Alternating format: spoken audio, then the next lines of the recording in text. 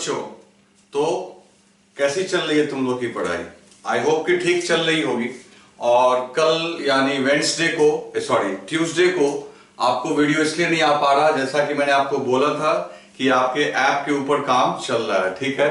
ऐसे भी मैं आज इस वीडियो के अलावे आपको एक मैसेज भी आएगा आपको ऐप के रिलेटेड, क्योंकि अब हम लोग ज्यादा से ज्यादा इस वीडियो और इसके बाद एक वीडियो और आपके पास YouTube पे आएगा, ठीक है ना।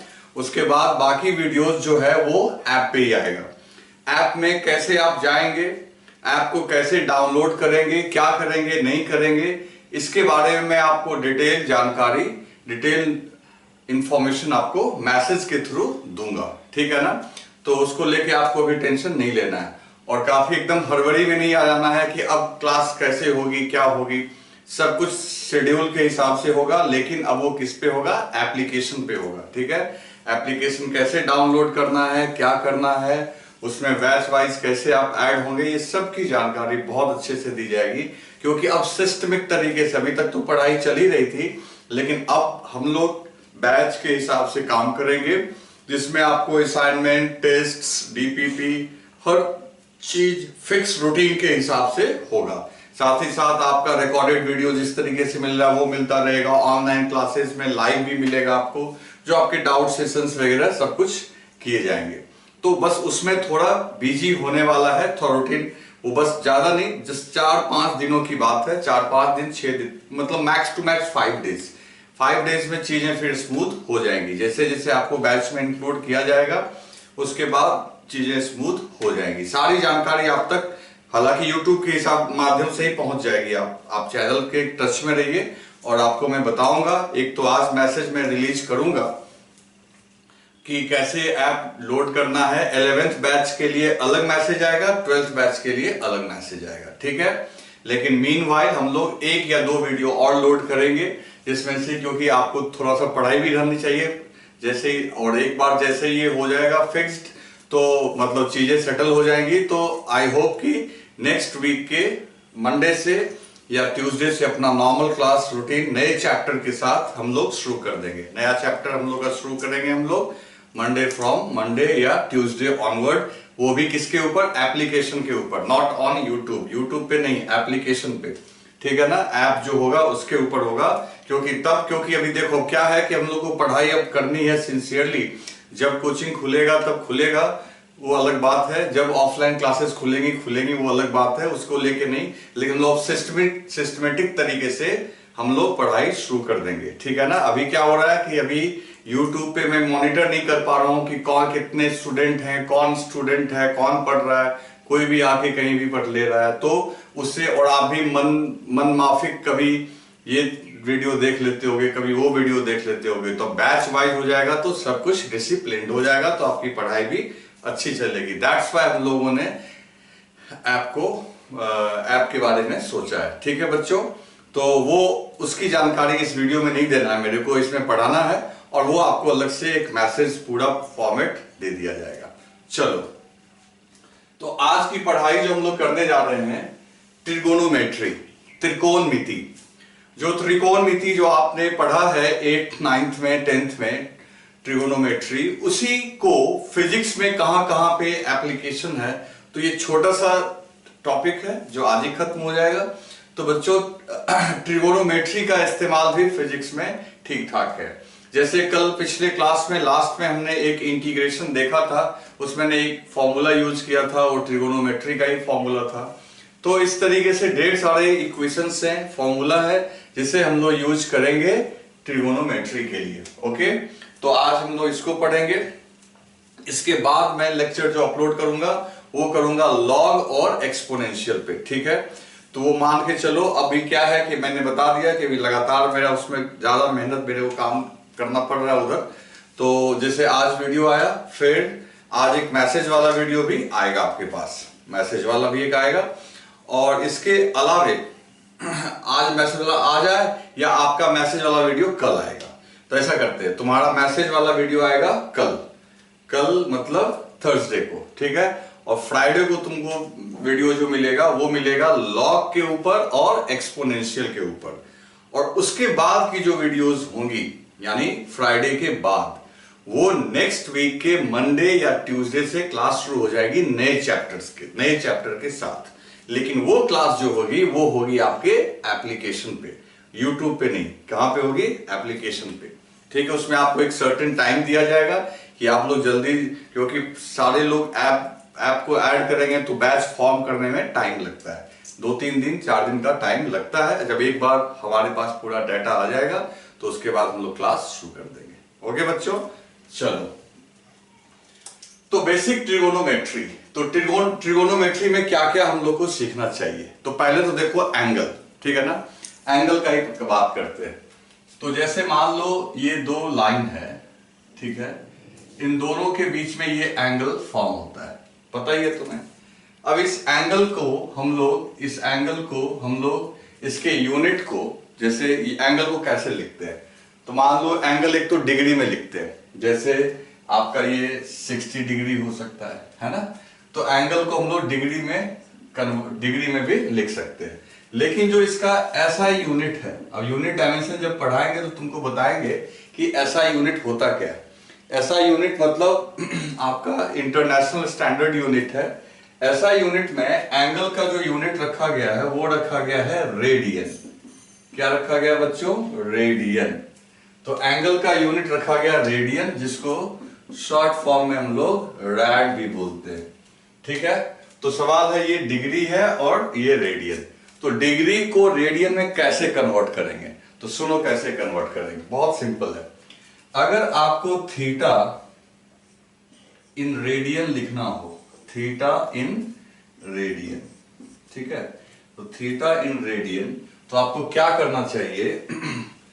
Theta in degree,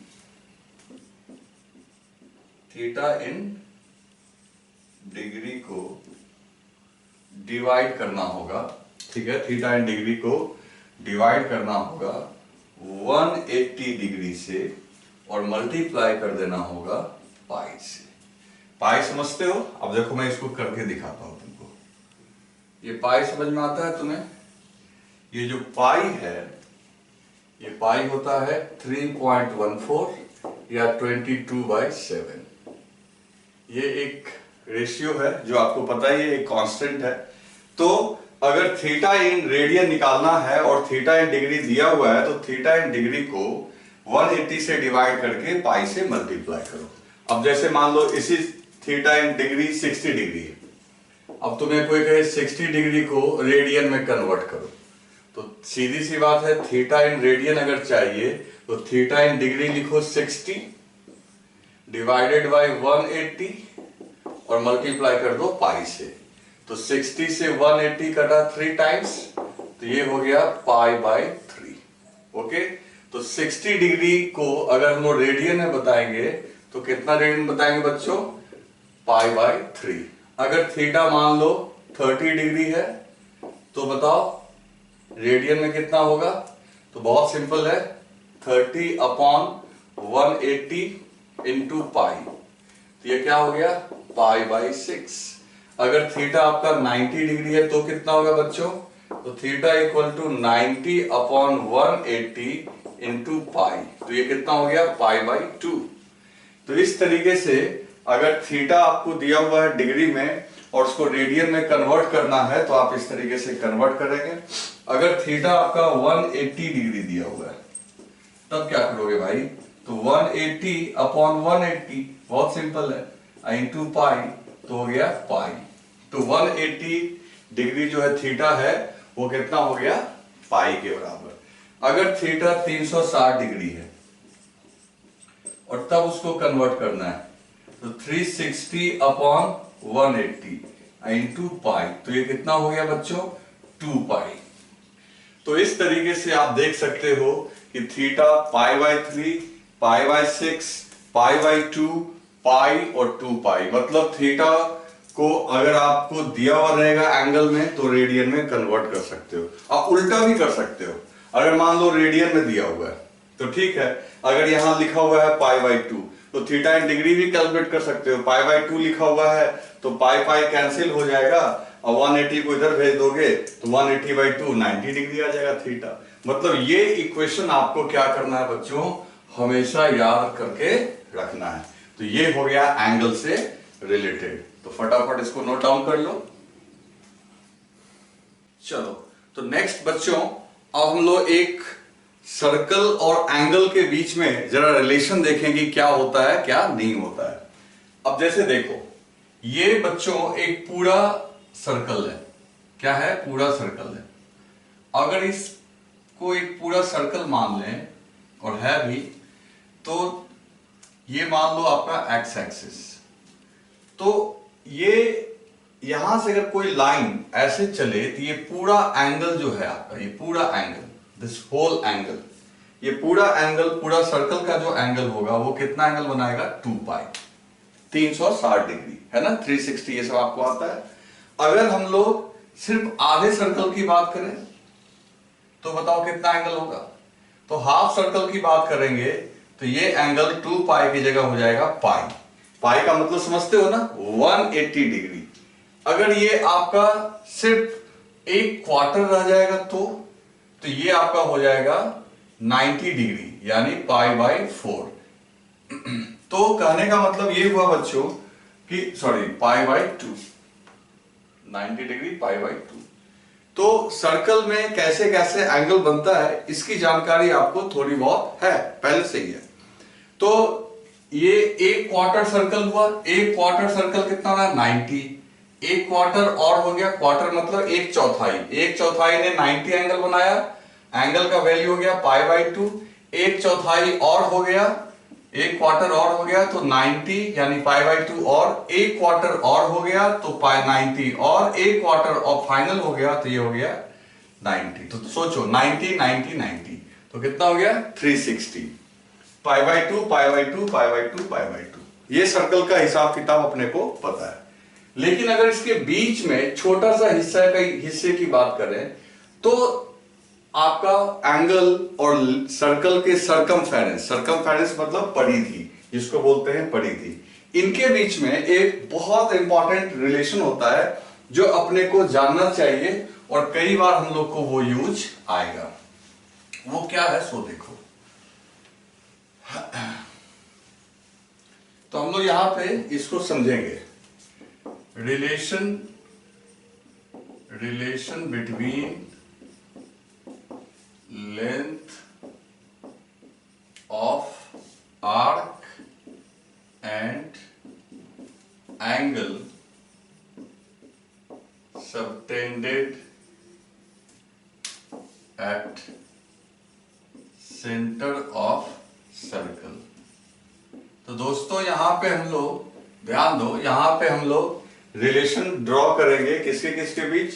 length of arc, arc मतलब चाप। अब जैसे देखो, ये पूरा एक सर्कल है, ये आधा सर्कल है, ये क्वार्टर सर्कल है, और थोड़ा और कट कर दो। अगर सर्कल का एक छोटा सा हिस्सा देखेंगे, जैसे ये सर्कल का एक छोटा सा हिस्सा है, तो किसी सर्कल का ये जो छोटा सा हिस्सा है इसको हम लोग बोलते हैं आर्क। तो आर्क जो है ARC, arc is nothing but A part of circle. Circle के एक हिस्सा को, सर्कल के एक पार्ट को हम लोग क्या बोलते हैं? आर्क। अब देखो, मान लो कि आपका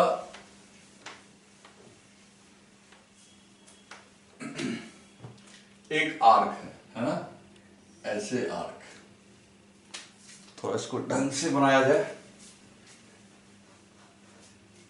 मान लो ये आपका आर्क है,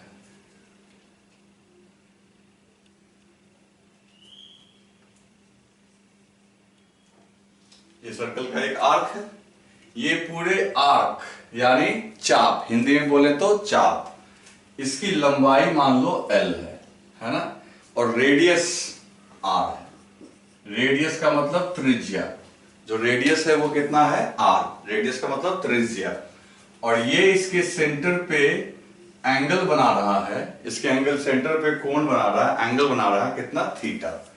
तो ज्योमेट्री से एक रिलेशन मिलता है अपने को R, L और थीटा के बीच। ध्यान से सुनो, एक रिलेशन है थीटा, R और L, और इसी को मैंने लिखा है relation between length of arc मतलब चाप की लंबाई, length of arc, and angle subtended, subtend का मतलब angle banana, angle subtended at the centre of circle, circle के सेंटर पे जो एंगल बन रहा है थीटा, उसके बीच और एल के बीच और आर के बीच में एक रिलेशन होता है।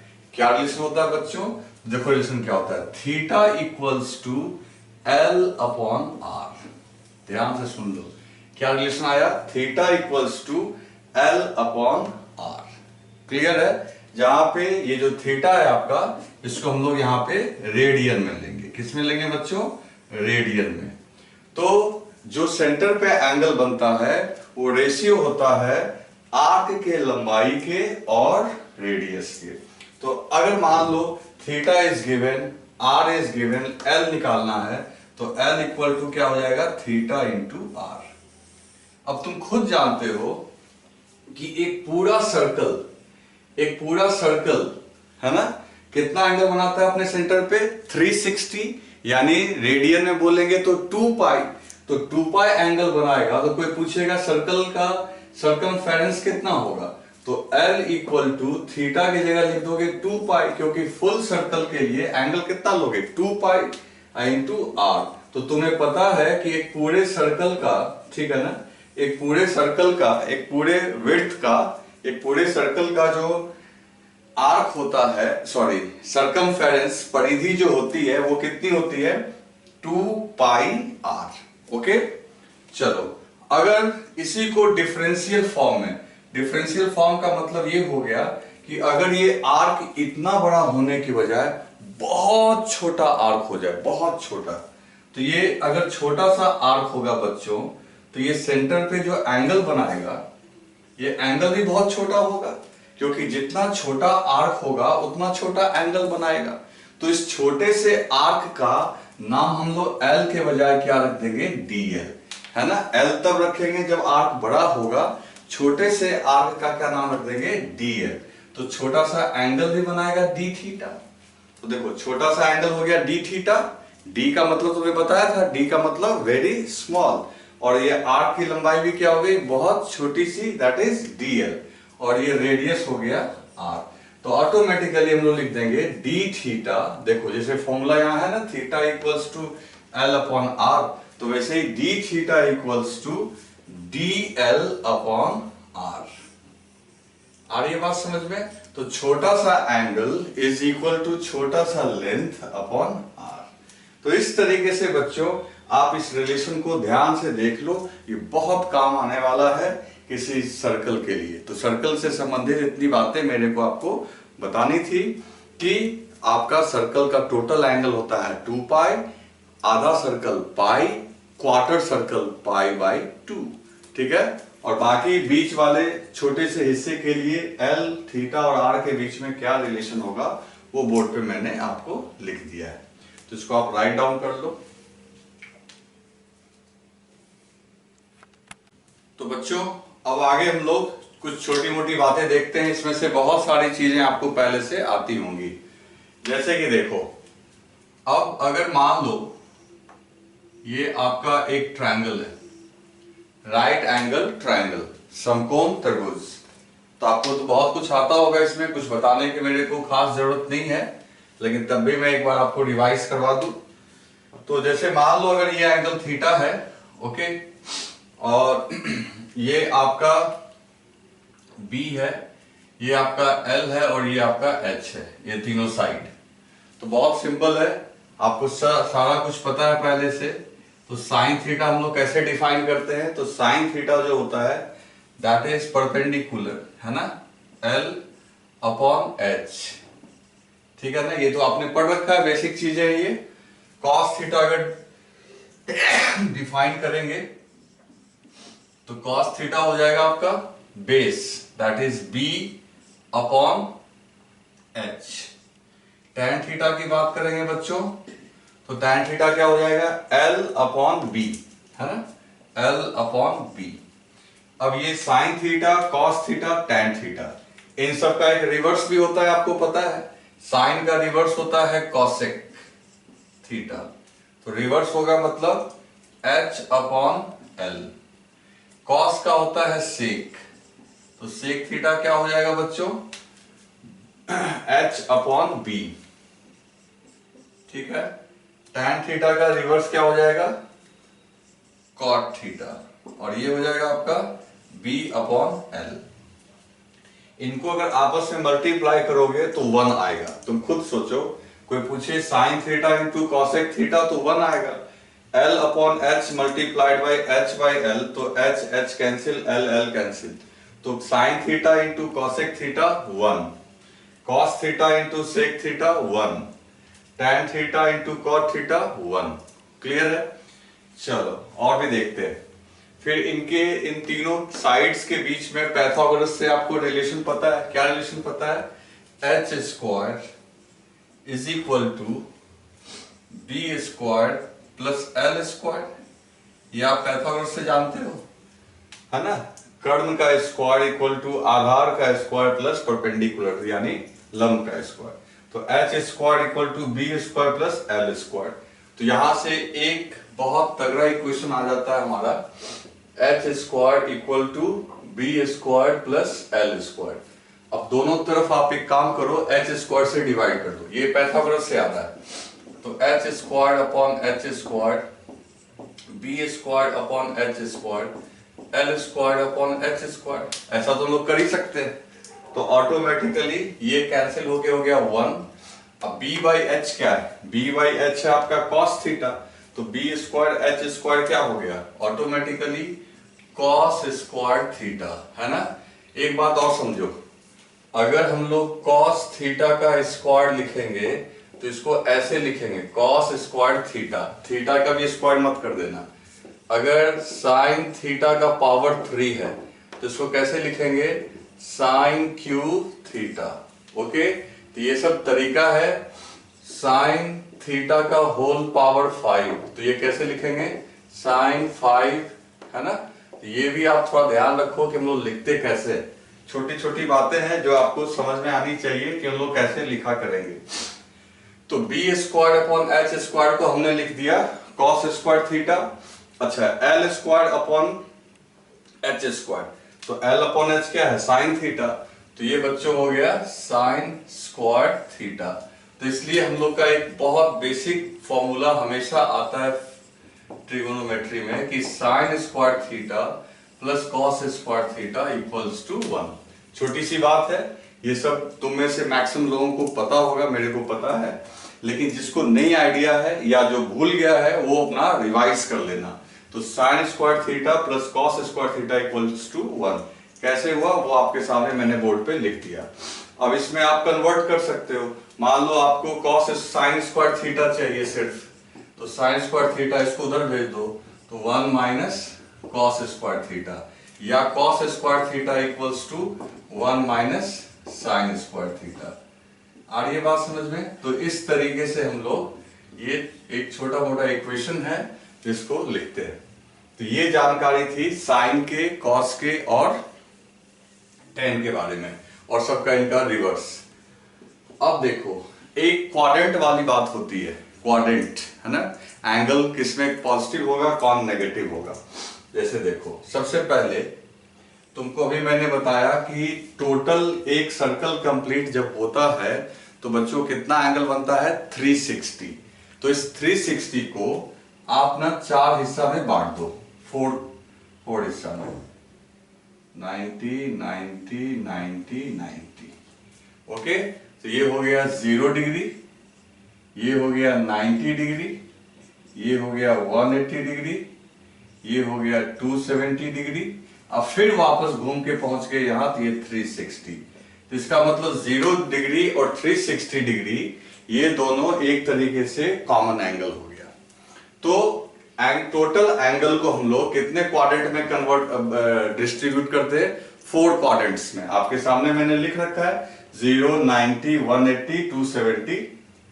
चलो, तब इसमें तुमने 9th क्लास में एक चीज पढ़ा होगा, 0 से 90 में आपका लिखा हुआ है, आपके टीचर पढ़ाए होंगे ऑल पॉजिटिव।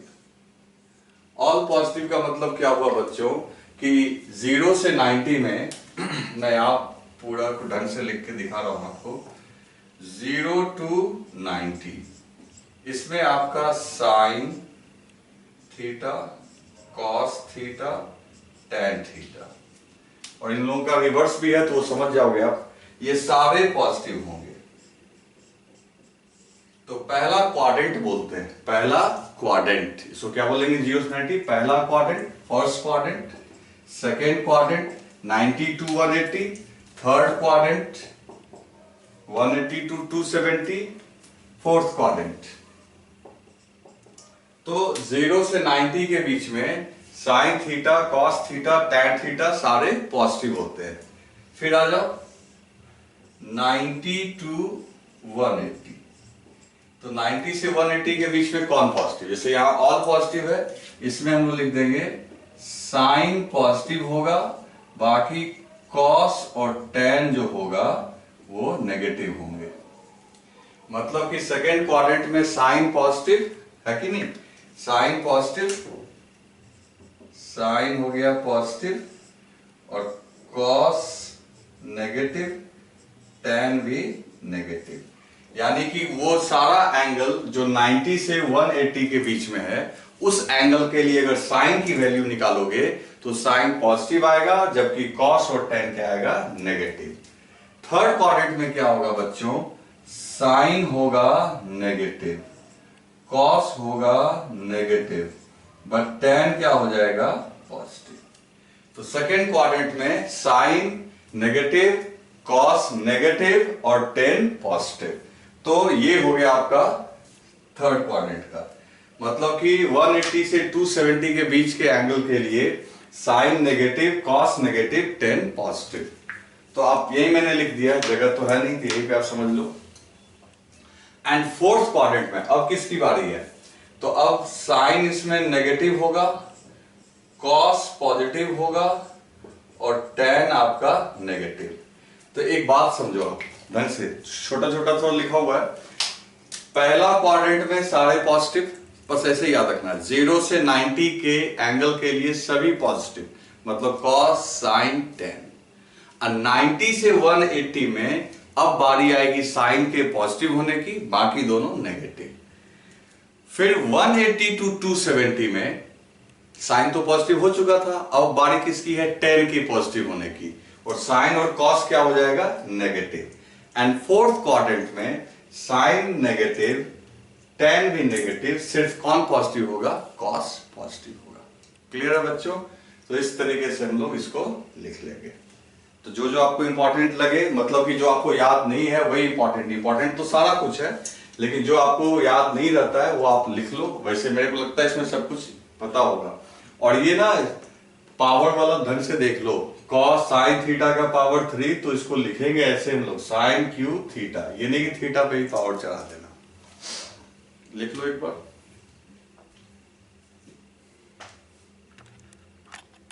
तो बच्चों अब हम लोग एक बहुत ही इंपॉर्टेंट चीज देखते हैं, जरा आप समझना। पहली बात, पूरे फिजिक्स में जैसे एक एजम्पशन हम लोग बार बार करेंगे। तुमसे अगर कोई पूछे कि ये जो लाइन है ये सीधा है या टेढ़ा है, मतलब कि ये कर्व है या स्ट्रेट है, तो आपका आंसर ऑफ कोर्स होगा, आप बोलोगे कि सर आपने तो कर्व ड्रॉ किया है, फिर आप पूछ रहे हो ये कर्व है या स्ट्रेट है, तो आंसर है ये कर्व है ना। चलो अगर मैं थोड़ा और मिटा दूं इसको और छोटा कर दूं, अब बताना ये कैसा दिख रहा है। तो तुम बोलोगे कि सर स्टिल अभी भी ये क्या है, टेढ़ा, अभी भी ये क्या है, टेढ़ा। लेकिन जरा सोचो बच्चे कि अगर इसको हम लोग छोटा करते चले जाएं और बहुत छोटा कर दें, तो तुम्हें क्या लग रहा है कि इतना छोटा होने पे अब ये स्ट्रेट है या कर्व है। तो अब देखो, अभी कैमरा के सामने है तो मैं इससे ज्यादा छोटा तो कर नहीं सकूंगा, लेकिन आपको जितना दिख रहा है आप ये मान के चलो और छोटा हो जाए एकदम, जो दिख रहा है इसको 1000 से डिवाइड कर दो, तब बताओ क्या होगा। तो उस केस में, जैसे मैं अब एक और मिटा रहा हूं, उस केस में अगर एकदम छोटा कर दिया, हो सकता है आपको ना दिख रहा हो ये, तो ये अब आप देखो, अब इसको इतने छोटे से लाइन को आप स्ट्रेट भी मान सकते हो और कर्व भी मान सकते हो।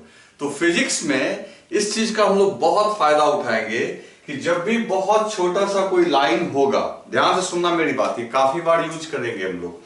जब भी कोई लाइन बहुत छोटा सा होगा तो उसको हम लोग स्ट्रेट भी मान सकते हैं, उसको हम लोग कर्व भी मान सकते हैं। दैट डिपेंड कि हम लोग को क्या रिक्वायरमेंट है। क्लियर है? तो आज से एक बात याद रखेंगे, कोई बहुत छोटा सा लाइन जो होगा उसको हम लोग स्ट्रेट भी मान सकते हैं और कर्व भी। अब इसका एक फायदा भी क्या होगा वो देखो, तुम जा समझना मेरी बात को। देखो, मान लो एक ट्रायंगल है ना, ठीक। अब इस ट्रायंगल में ये एंगल थीटा है और ये आपका B है, ये H है, ये L है। तो इस ट्रायंगल में क्लियर कट दिख रहा है कि L B से बड़ा होगा, L जो है वो B से क्या होगा, बड़ा। लेकिन जरा सोचो कि अगर इस ट्रायंगल का एंगल को इतना छोटा कर दिया जाए, देखो ये भी एक ट्रायंगल ही है, बस ये है कि इसका जो एंगल थीटा है ये क्या है, वेरी स्मॉल। थीटा क्या है बच्चों, वेरी स्मॉल।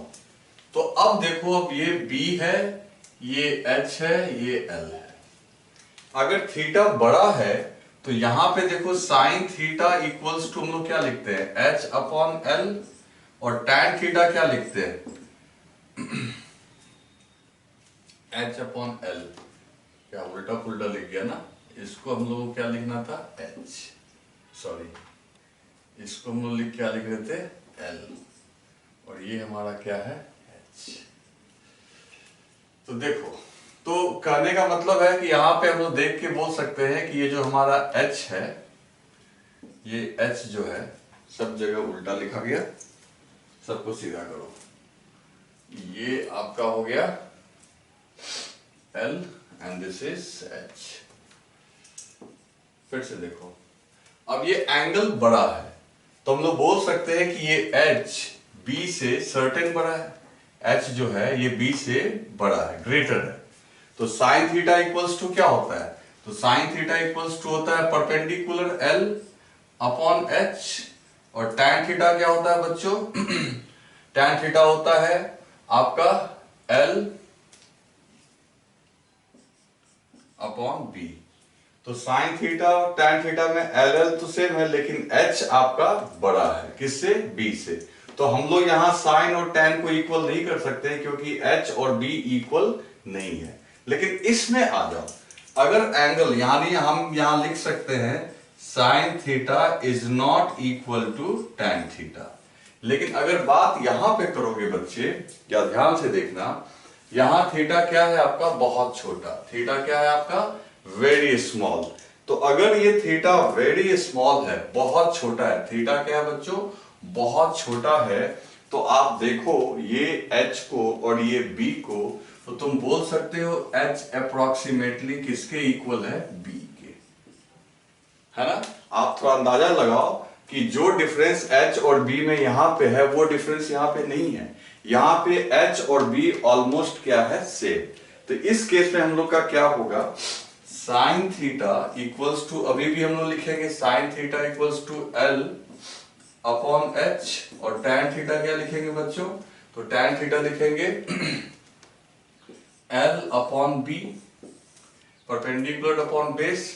और जैसा कि मैं बोल रहा हूं आपको कि H और B अगर लगभग इक्वल है तो साइन थीटा में देखो और टैन थीटा में L तो ऐसे ही सेम है, दोनों में L है, और नीचे में H और B जो लिखा हुआ है उसको भी हम लोग मान के चल रहे हैं कि H और B अप्रोक्सीमेटली क्या है, सेम है। तो H और B अगर अप्रोक्सीमेटली सेम है तो हम लोग कह सकते हैं कि sine theta equals to tan theta. ऐसा हम लोग क्यों कर पाए बच्चे, ऐसा इसलिए कर पाए क्योंकि L upon H equals to L upon B, और ये क्यों कर पाए, क्योंकि H इक्वल्स टू B। तो आज से हम लोग ध्यान रखेंगे, अगर कभी भी फिजिक्स में, ये कई बार मैं करूंगा, कि अगर थीटा वेरी स्मॉल है, अगर थीटा बहुत छोटा है, तो हम अपनी मर्जी से जहां साइन थीटा है वहां हम tan भी लिख सकते हैं, जहां tan है वहां sin भी लिख सकते हैं। लेकिन ये लिखने की जो हमारी फ्रीडम है, ये लिखने की जो हमारी क्या कहते हैं राइट है, अधिकार है, वो तब मिलेगा जब थीटा क्या होगा, बहुत छोटा। ठीक, अब एक लाइन और आगे बढ़ जाते हैं। इसी में देखो, इसी में मान लो सेम चीज ड्रॉ कर रहा हूं मैं फिर से। अब जैसा कि हम लोग ये मान चुके हैं कि ये थीटा जो है वेरी स्मॉल है, ये थीटा क्या है, बहुत छोटा। तो ऑटोमेटिकली हम मान चुके हैं कि b ऑलमोस्ट इक्वल किसके है, h के, और ये है l। तो देखो भाई, अभी फिलहाल ये तो है ट्रायंगल, अभी क्या है ये ट्रायंगल। ट्रायंगल इसलिए है क्योंकि इस लाइन को आप क्या मान रहे हो, स्ट्रेट। लेकिन अभी तुमको मैंने बोला कि अगर लाइन बहुत छोटा हो, ये जैसे L बहुत छोटा है, तो इसको हम लोग कर्व भी तो मान सकते हैं। अगर इसको हम लोग कर्व मान सकते हैं, अगर इसको हमने कंसीडर कर लिया, कंसीडर मतलब मान लेना, अगर इसको हमने कंसीडर कर लिया, कंसीडर एज आर्क, अगर आप इसको आर्क मान लोगे, है ना, ये ट्रायंगल के बजाय इस स्ट्रेट लाइन को हमने क्या मान लिया, कर्व लाइन। कर्व लाइन का मतलब क्या मान लिया, आर्क। अगर ये आर्क हो गया, अगर ये सर्कल का हिस्सा हो गया, अगर ये एक सर्कल का पार्ट हो गया, तो तुमको कुछ देर पहले बताया गया था कि सेंटर पे बनने वाला angle theta is equal to arc divided by radius. और रेडियस का रोल कौन प्ले कर रहा है, रेडियस की तरह कौन रोल प्ले कर रहा है, h और b दोनों। क्योंकि h और b इक्वल है, तो आप अपने मन में, मैं यहां छोटा सा डायग्राम बनाता हूं। जैसे मान लो अगर ये ऐसे होता, ये l और ये r होता, ये r होता, ये थीटा होता, तो कुछ ऐसा ही तो ये दिख रहा है कि यहाँ पे आपका b और h जो है, b और h वो किसका रोल प्ले कर रहा है, r का। तो सीधी सी बात है, थीटा इक्वल्स टू क्या होता है, l अपॉन r। तो r की जगह तुम चाहो तो b लिख दो, या r की जगह चाहो तो तुम क्या लिख दो, h लिख दो। तो थीटा इक्वल्स टू क्या लिख सकते हैं, l बाई बी, या फिर थीटा इक्वल, अच्छा ये जो मैं साइन दे रहा हूं ना, तुम देख रहे होगे, ये वाला ऐसे वेव ही बना दे रहा हूं, ऐसा वेवी लाइन मतलब टेढ़ा वाला लाइन नॉर्मल इक्वल की जगह ऐसे कर दे रहा हूं, इसका मतलब होता है अप्रोक्सीमेटली, लगभग उसके बराबर। तो थीटा लगभग किसके बराबर हो गया, l बाई बी, और लगभग किसके बराबर हो गया, l बाई एच। ऐसा कब हुआ, जब इसको हमने मान लिया आर्क। और जब इसको हमने स्ट्रेट लाइन माना, तब तो ये ट्रायंगल है। जब स्ट्रेट लाइन मान रहे हैं तब है ट्रायंगल, क्योंकि ये ट्रायंगल हो गया। और जब इसको हम टेढ़ा मान ले रहे हैं तो ये क्या बन जा रहा है, आर्क। और हम ऐसा कर सकते हैं क्योंकि इस इतने छोटे से लाइन को हम लोग सीधा माने या टेढ़ा, ये हमारी मर्जी है। फिर तुम कहोगे कि नहीं सर ये तो दिख रहा है, मैं फिर बोल रहा हूं बोर्ड पे इससे छोटा बनाया नहीं जा सकता है। तुम ये मान के चलो कि जितना बड़ा दिख रहा है इससे और भी बहुत छोटा है ये, तब तो तुम्हारी बात समझ, तब तो तुमको समझ में आ गया ना कि सीधा को हम लोग क्या मान सकते हैं, टेढ़ा। और अगर सीधा को हम लोग टेढ़ा मान लिए तो इसको हम ट्रायंगल भी मान सकते हैं, आर्क भी मान सकते हैं। तो इसका मतलब है अगर ट्रायंगल मानेंगे तो sine theta equal to tan theta करेंगे, और आर्क मानेंगे तब तो सीधा थीटा ही लिखेंगे। तो देखो अब एक साथ एक लाइन बना दे रहे हैं, ये हो गया थीटा।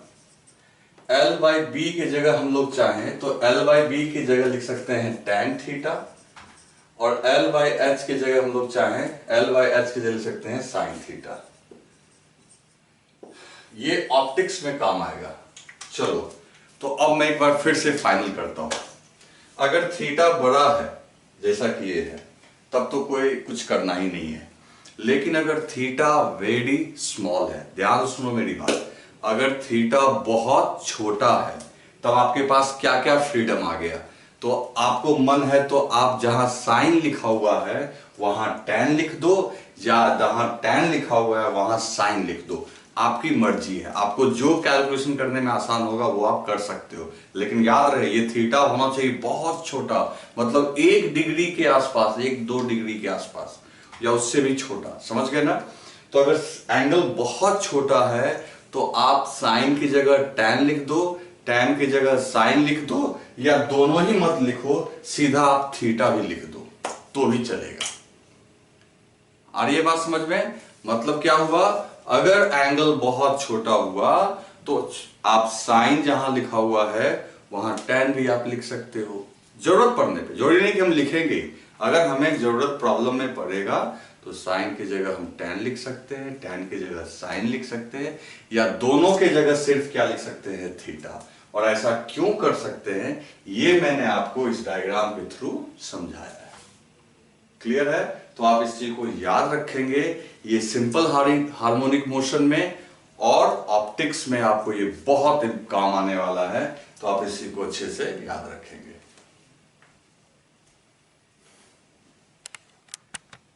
इसके बाद बच्चों कुछ और फॉर्मूला देखते हैं, इंपॉर्टेंट फॉर्मूला हम लोग देखते हैं, जिसमें एक एक करके हम लोग लिखते चले जा रहे हैं।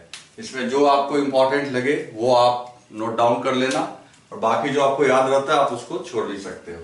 तो सबसे पहले ये फॉर्मूला जो कल हम लोग यूज कर रहे थे, इसका हम लोग बहुत यूज करेंगे, है ना। आपने पढ़ा भी होगा साइन ए प्लस बी। तो क्या हो जाएगा बच्चों, जहां ए और बी दो अलग एंगल है तो ये हो जाएगा sine A into cos B plus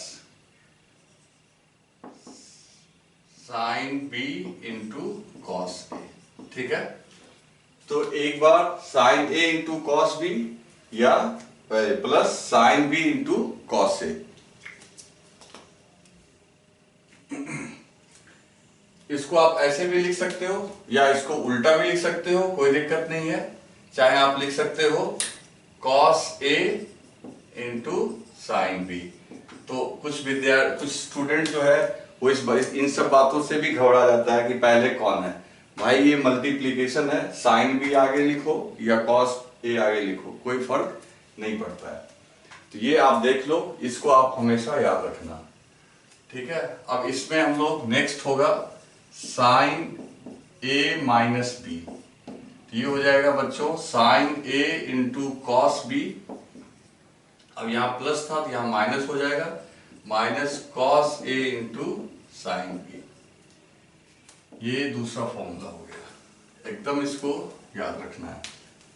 अब इसका एप्लीकेशन, तो एप्लीकेशन देखो, जैसे मान लो कि कल को अगर आ गया साइन 2x कितना होगा, है ना। तो हम लोग साइन 2x को लिख सकते हैं sine x plus X. Clear है, ये x आपका रोल प्ले कर रहा है a का, और ये x रोल प्ले कर रहा है किसका, b का। ये x a का काम कर रहा है, ये b का। तो ऑटोमेटिकली इसको हम लिख सकते हैं 2 साइन, देखो सॉरी 2 नहीं लिखेंगे पहले, बाद में वो आंसर आएगा हमारा। क्या लिखेंगे, sine x into cos x plus, जहां कॉस a है वहां लिखेंगे कॉस x, जहां साइन b है फिर लिखेंगे साइन x। तो ऑटोमेटिकली ये हो गया sine x into cos x into sine x। ये दोनों तो सेम चीज ही हो गया, तो ऐड होके हो गया sine x into cos x। तो ये फॉर्मूला आप याद रखेंगे कि साइन 2x जो होता है बच्चों, वो होता है 2 sine x into cos x। और ये कैसे आता है तो आप देख सकते हो, यहां से आ गया। क्लियर है, तो अच्छे से आप याद रखो इन दोनों को, और प्लस इसको भी, कि कल को हम लोग प्रोजेक्टाइल में यूज करेंगे साइन 2 थीटा जो होता है 2 sign theta into cos theta. चलो आगे बढ़ते हैं। फिर नेक्स्ट, अब ये साइन वाला हो गया, अब हम लोग कॉस वाला लिख रहे हैं। तो cos A plus B. Okay, तो कॉस ए प्लस बी को क्या लिख सकते हैं, जिसका फॉर्मूला जरा ध्यान से देखना। ये हो जाएगा cos A into cos B minus sine A into sine B. देखो यहां प्लस है और यहां क्या आएगा, माइनस। तो कॉस ए प्लस बी जो है बच्चों, ये आ जाएगा आपका cos A into cos B minus sine A into sine B. और अगर कॉस ए माइनस बी होगा तो ये हो जाएगा cos A into cos B, जहां माइनस है वहां कर दो प्लस, है ना, और ये हो जाएगा sine A into sine B. तो ये जिस तरीके से ऊपर वाला दोनों इंपॉर्टेंट है, ये दोनों, वैसे इनको भी याद रखना कि cos a plus B, cos a into cos B minus sine A into sine B, और cos a minus B equals to क्या हो जाएगा, cos a into cos B plus sine A into sine B. Clear है? तो इसको आप थोड़ा ध्यान से रखेंगे। अब इसका एप्लीकेशन वो देखते हैं। तो एक बार फटाफट आप लिख लो, फिर मैं और एप्लीकेशन इसका लिख के दिखा रहा हूं आपको। जल्दी से अगर किसी को कुछ लिखना है इसमें से तो लिख लो, अदरवाइज मैं इसको रब कर रहा हूं, वीडियो पॉज करो और लिख लो। ठीक है बच्चों? चलो आपने लिख लिया होगा, तो अब आगे देखते हैं हम लोग।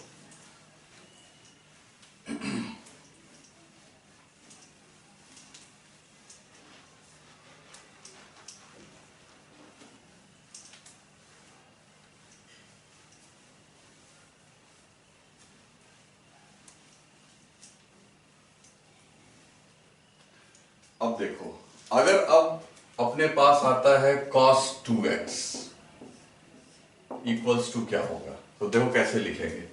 तो cos x प्लस x, जो कि कल हमने इसको यूज भी किया है, तो cos 2x हो गया cos x प्लस x।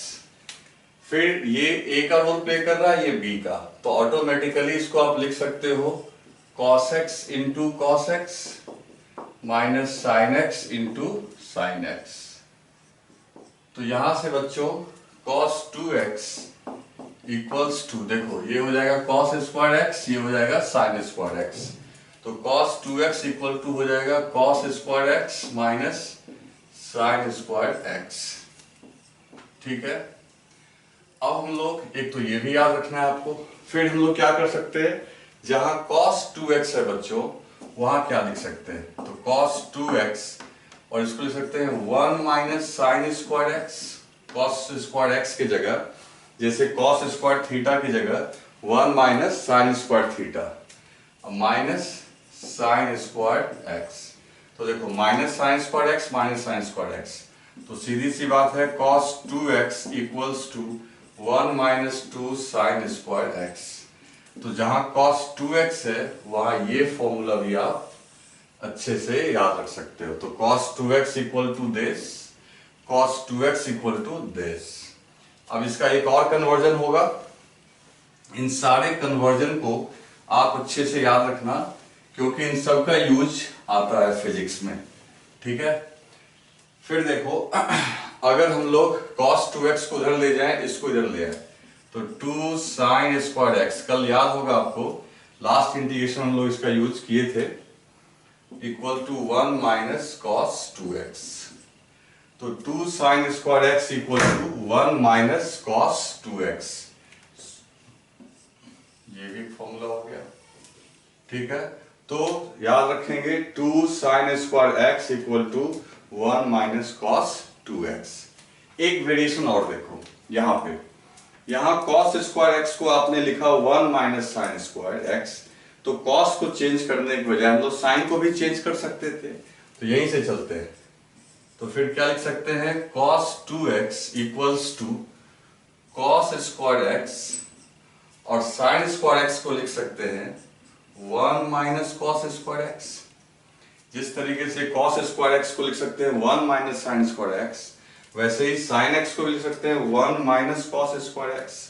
अब यहां से देखो, ये माइनस माइनस प्लस, तो ये हो जाएगा cos 2x equals to cos square x minus 1 और प्लस cos स्क्वायर एक्स।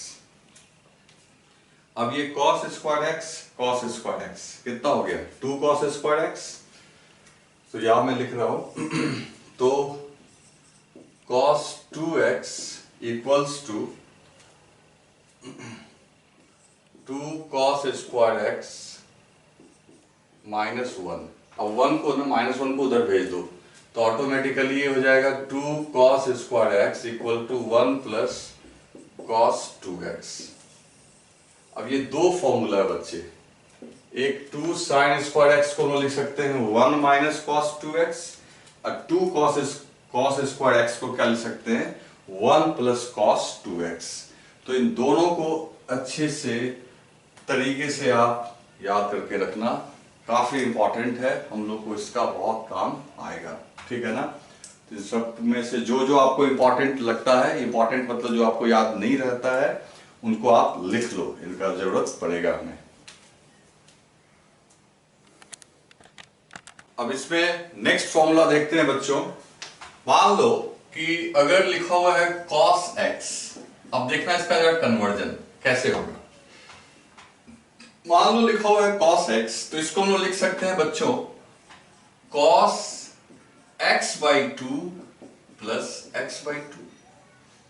बहुत सिंपल है, x by 2 को ऐड करेंगे तो x तो हो ही जाएगा, तो ऑटोमेटिकली ये हो जाएगा cos x equals to cos, अब ये रोल प्ले कर रहा है a का और ये रोल प्ले कर रहा है b का, तो ये हो जाएगा cos x by 2 into cos x by 2, जिसको हम लिख सकते हैं cos स्क्वायर x by 2।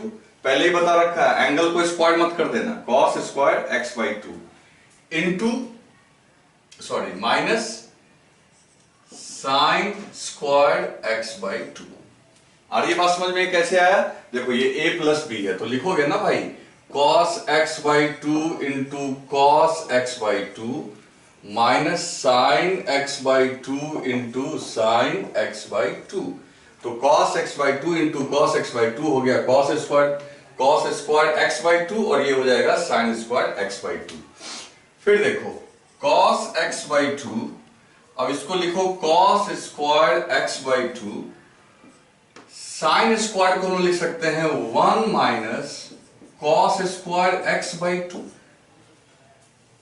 दोस्त साइन स्क्वायर थीटा को 1 माइनस cos स्क्वायर थीटा, तो थीटा का रोल कौन प्ले कर रहा है x by 2, तो सीधी सी बात है cos x, अब देखो ये क्या हो गया cos स्क्वायर x by 2, ये माइनस अंदर गया तो 1, ये हो जाएगा माइनस अंदर पे प्लस हो जाएगा, तो cos स्क्वायर x by 2।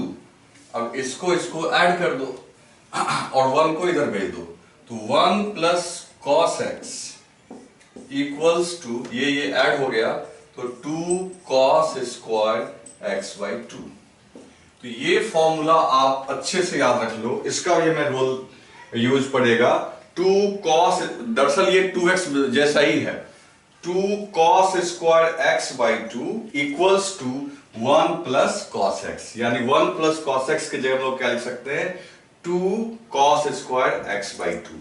अब यहां से एक फॉर्मूला और निकल जाएगा, जो आपने साइन स्क्वायर को कन्वर्ट किया है आप cos को भी कन्वर्ट कर सकते थे, तो यहां लिख देते अगर हम 1 minus sine square x by 2, तो मैं डायरेक्ट लिख रहा हूं, आपको याद रखना है 2 sine square x by 2 equal to 1 minus cos x। तो आप ये दो फॉर्मूला एकदम अच्छे से याद रखो, एक होगा आपका 2 cos square x by 2 1 plus cos x, और 2 sine square x by 2 1 minus cos x, यानी 1 प्लस cos x जो है वो 2 cos स्क्वायर x by 2 देगा, 1 माइनस cos x जो है वो 2 साइन स्क्वायर x by 2 देगा।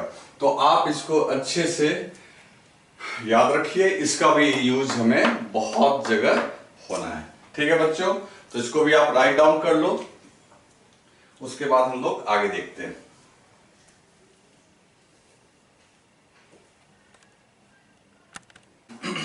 तो बच्चों कुछ और फॉर्मूला हम लोग लिखेंगे अभी, उसका भी यूज बहुत ज्यादा है और इसमें से बहुत सारा आपको पता भी होगा। देखो साइन 90 माइनस थीटा, पता है आपको साइन 90 माइनस थीटा क्या होता है, तो सही आपने सही सोचा, साइन 90 माइनस थीटा होता है बच्चों कॉस थीटा, ठीक है। इस तरीके से कॉस 90 माइनस थीटा क्या हो जाएगा बच्चों, कॉस 90 माइनस थीटा जो होगा ये हो जाएगा आपका साइन थीटा। इसको आप सॉल्व भी आराम से कर सकते हो, इसको a मान लो, इसको b मान लो, तो जब सॉल्व करोगे तो आपको पक्का कॉस थीटा आ जाएगा। करके देखते हैं, इसको लिखने का जरूरत नहीं है, मैं करके दिखाता हूं कि ये कैसे आ जाएगा, cos थीटा कैसे आता है। तो ये देखो a है, ये क्या है b, तो कैसे लिखेंगे sin 90 इंटू कॉस थीटा, ठीक है, यहाँ माइनस है तो यहाँ माइनस होगा, फिर ये हो जाएगा cos 90 यानी 1 अब आएगा इंटू साइन थीटा। तो खुद देखो cos 90 क्या होता है 0, तो 0 से मल्टीप्लाई हो गया तो पूरा खत्म हो गया, और sin 90 क्या होता है 1, तो अगर ये 1 रहा तो क्या बच गया यहाँ पे सीधा 1 इंटू कॉस थीटा, और ये खत्म हो गया। तो इस तरीके से sin 90 माइनस थीटा क्या हो गया cos थीटा। तो आप इतना लंबा करने के बजाय आप इसको याद रखो, और अगर भूल गए तो तुम्हारे पास a और b करके सॉल्व करने का तरीका है, इसलिए मैंने बोला कि a और b वाला रूल बहुत इंपॉर्टेंट है। चलो नंबर 3 देखते हैं। अब देखो इसको डिवाइड कर दो साइन अपॉन कॉस, तो ये क्या हो जाता है tan, तो tan 90 माइनस थीटा, तो इसको भी डिवाइड कर दो, तो cos बटे साइन क्या होता है cot थीटा, तो इसको तो याद करने का जरूरत ही नहीं है, अगर ये दोनों याद है तो ये तो ऑटोमेटिकली आएगा। तो sine 90 minus theta cos theta, cos 90 minus theta sine theta, tan 90 minus theta cot theta. Fourth sine 90 plus theta, अब ये बताओ बच्चों क्या होगा, तो साइन 90 माइनस थीटा भी cos थीटा होता है, साइन 90 प्लस थीटा जो होता है ये भी cos थीटा ही होता है। कहोगे कैसे, तो देखो अगर साइन 90 प्लस थीटा होता तो यहां प्लस लिख दो, सिंपल सी बात है, और ये 0 से मल्टीप्लाई होने पे 0 तो हो ही जाएगा, तो बचेगा क्या cos थीटा ही बचेगा। तो इस तरीके से साइन 90 प्लस थीटा भी क्या होता है cos थीटा। फिफ्थ, लेकिन cos 90 प्लस थीटा जो होता है बच्चों वो माइनस साइन थीटा होता है। कहोगे ऐसा कैसे हो गया, अब नहीं तो इसको a मान लो, इसको b मान लो, करके देख लो, और ऐसे भी 90 प्लस थीटा ये मोर देन 90 डिग्री एंगल हो गया, मतलब सेकेंड क्वाड्रेंट में गया, और सेकेंड क्वाड्रेंट में cos का वैल्यू तो नेगेटिव में आपका आएगा, ठीक है। फिर इसको डिवाइड कर दो 6, तो ये डिवाइड करोगे तो ये हो जाएगा tan 90 प्लस थीटा, तो ऑटोमेटिकली बच्चों इसको डिवाइड करोगे तो माइनस cot थीटा, तो tan 90 प्लस थीटा जो होता है बच्चों वो क्या होता है माइनस cot थीटा। तो इसमें से आप सबको देखते जाओ, सबको, लेकिन सबको याद करना जरूरी है बच्चे, किसी का भी यूज हम लोग को आ सकता है। इसको मैं रब कर दे रहा हूं, ये तो पहले हम लोग लिख ही चुके हैं। फिर देखो नेक्स्ट है आपका 7th, ठीक है। 7th में क्या है साइन 180 माइनस थीटा, तो साइन 180 माइनस थीटा करके देख लो आप लोग, इसको a मानो इसको b मानो, जब सॉल्व करोगे तो डेफिनेटली ये आएगा आपका साइन थीटा, आप करके देख सकते हैं, आपका यही कैलकुलेट होके आएगा। Okay. 8th cos 180 minus theta, बच्चों ये आएगा, सॉरी ये आ जाएगा आपका माइनस